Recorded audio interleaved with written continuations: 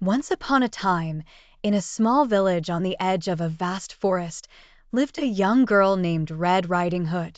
Known for her bright red cloak, she was kind-hearted and loved by all.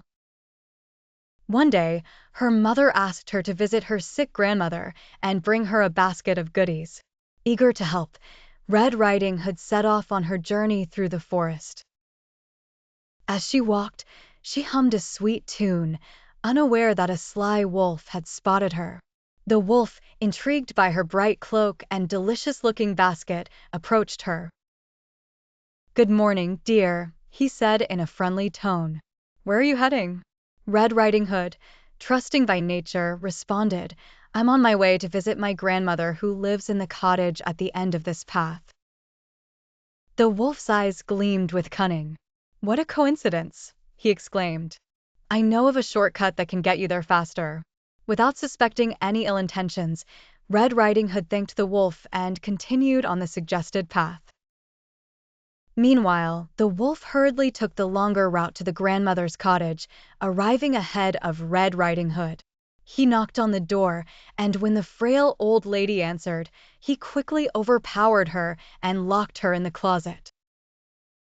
Disguising himself in the grandmother's nightgown and cap, the wolf climbed into bed and waited. Soon after, Red Riding Hood arrived, excited to see her grandmother. She knocked softly and entered the cottage. "Grandmother, it's me, Red Riding Hood," she called out.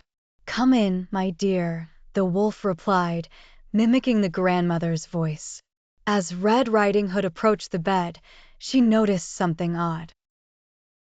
"Grandmother, what big eyes you have," she remarked. "All the better to see you with, my dear," replied the wolf. "And Grandma, what big ears you have," Red Riding Hood continued. "All the better to hear you with, my dear," the wolf answered. Suspicious, but still unsuspecting, Red Riding Hood then said, "But grandmother, what big teeth you have." "All the better to eat you with," roared the wolf, leaping out of bed. Red Riding Hood screamed in terror, but just at that moment, a woodsman passing by heard her cries. He burst into the cottage, axe in hand, and quickly dispatched the wolf, saving Red Riding Hood and her grandmother.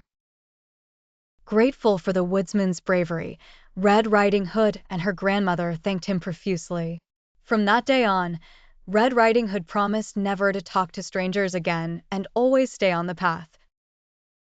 And so, they all lived happily ever after, their bond stronger and their hearts filled with gratitude.